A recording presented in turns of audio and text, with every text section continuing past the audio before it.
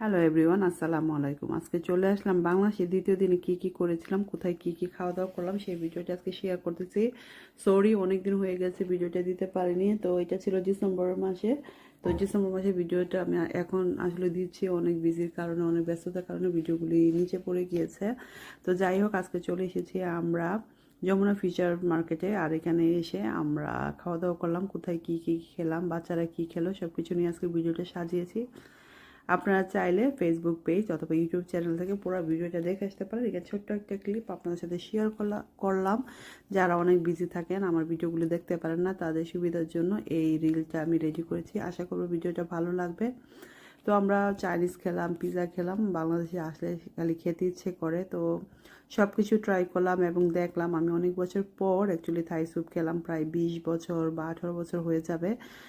আমাদের লন্ডনে তো থাই স্যুপ পাওয়া যায় না, অন্ধন, এগুলি আমরা